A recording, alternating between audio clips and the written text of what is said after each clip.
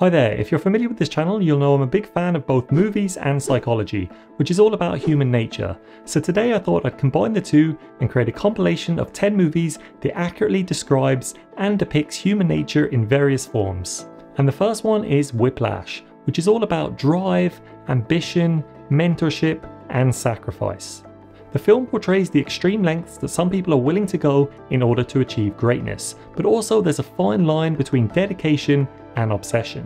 What this film shows very well is that among some of the most distinguished and successful people in society, what happens behind the scenes is not necessarily the elegance and the grace that we see in front of camera and the mainstream. Not only does it require extreme hard work in order to reach the top of your field, but often the toll it takes, both mental and psychological, escapes most people's viewpoints, and a film like this really gives an inside perspective about what the other side actually looks like. In addition, it shows a different side of mentorship, which is usually depicted in a positive light, but here it shows how far some people are willing to push others in order to share in that overall greatness. Overall, it leaves the viewer with the question, how much of success is actually related to natural talent and how much of it is related to hard work. Also, how much of that success is actually worth the effort it takes in order to get there, and this can also be seen in other examples such as Elon Musk, who often says that his mind is like a storm, and if most people knew what his life was really like, you wouldn't wish to be in a situation despite the success and the riches.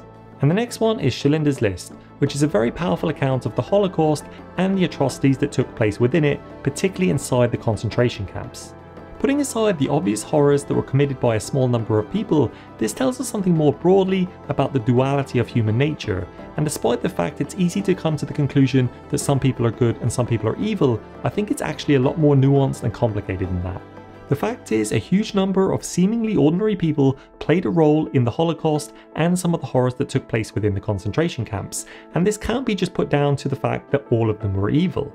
On the one hand, you could say that some of these people were manipulated into doing things that they didn't want to do, and the consequences of not doing them were extreme, but actually this isn't completely true. It turns out that there are accounts and records kept which show that a huge number of the people either volunteered for the role or at least didn't decline the option to back out. There are various psychological reasons for this, and one of them is they didn't want to be seen as the kind of person who left all of the dirty work to their friends or comrades. Another reason is the only way you can get such a large number of people to do something so horrible is to convince them that the act that they're actually doing isn't as bad as you would initially expect. I think by default this would have gone against most people's internal moral compass, but to skew that compass, you can convince people that the act that they're committing or the people that they're committing it to doesn't deserve the kind of respect that everyone else would. Or in other words, not everyone is on the same level and some people are subhuman, which is the message that the Nazis told about various other demographics. Despite this though, after the events were over,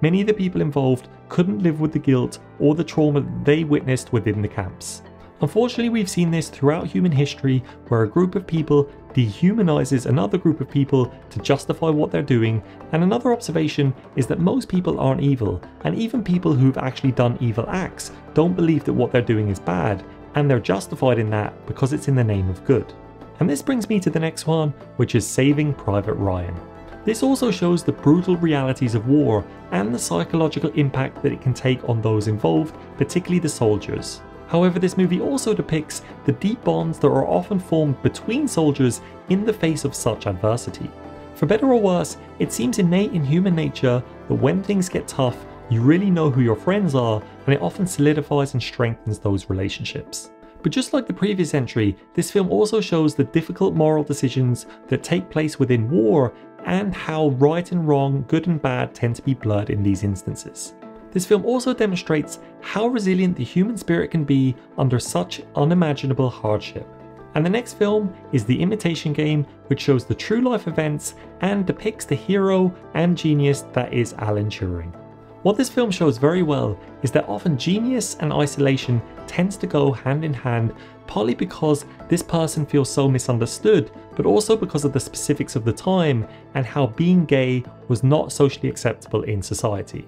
But more broadly, when you see what most others don't see, then it often creates social distance between the two groups. This film also covers the themes of secrets and sacrifice, and how both in Alan Turing's personal life and his professional life, when trying to crack the Enigma code, he couldn't let the rest of the world know, and therefore it took a personal toll on him, which was never remedied and unfortunately was the reason that led ultimately to his untimely death. I think one of the takeaways here is that most talent and true contributions to the world are not actually recognised and appreciated in the moment, but often it takes years or decades later before the magnitude of such things is truly grasped. And the next one is Shame, which delves into the depths of sexual addiction and how such compulsions can ultimately lead to very self-destructive behaviour. Again, like the previous example, this also covers the theme of isolation and how when you get so caught up in your own troubles and pursuits, this can leave you in a position where you're separated from most of society.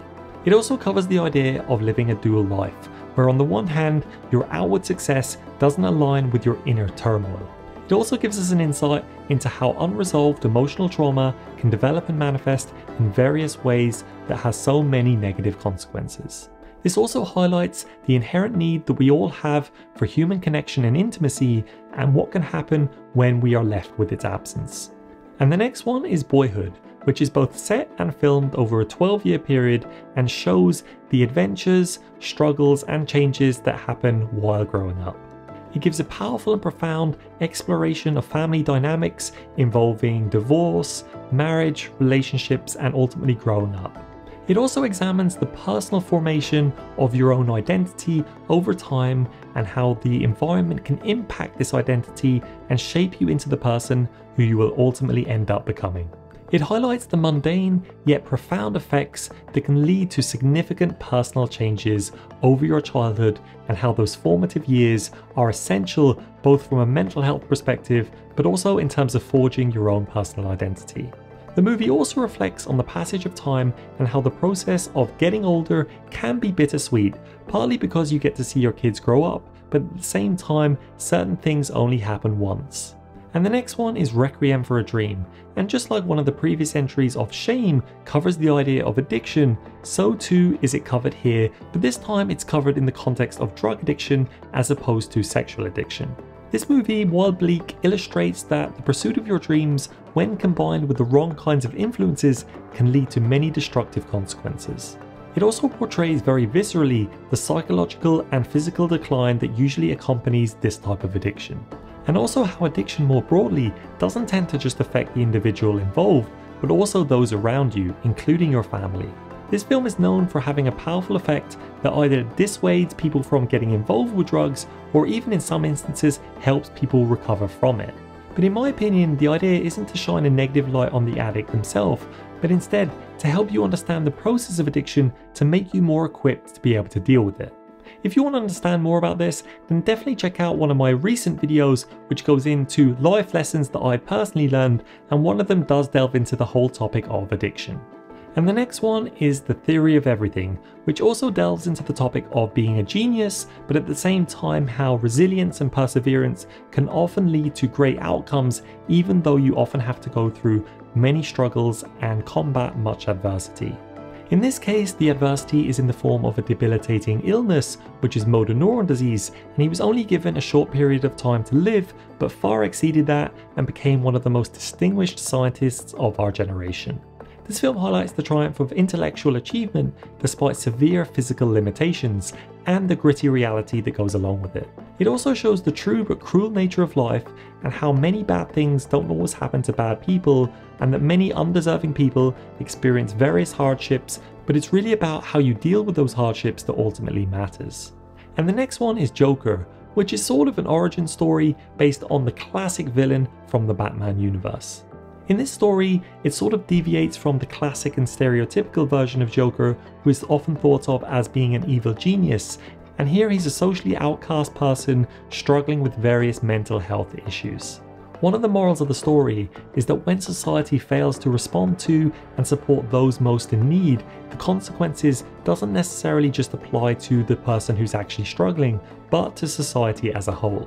The movie delves into the ideas of loneliness, alienation, societal inequality, and how all of these things can come together to eventually lead to things such as anarchy. The film depicts a very profound and authentic case of someone who is shunned from society, and how these are the types of people who typically end up being the most dangerous when they're not given adequate care or attention. This obviously doesn't justify their actions, but often some of the most dangerous people in the real world, such as those who've committed horrible atrocities such as school shootings, often come from this type of category, where they are shunned, pushed aside, not given any kind of attention or voice, and they feel then that it's only deserving that those who rejected them get their comeuppance. Again, this is in no way a justification, but it does show from a psychological perspective those people suffering from mental health issues who aren't given the right kind of care often can end up doing the worst kinds of things. And the last one is The Darkest Hour, which shows some of the key events surrounding Winston Churchill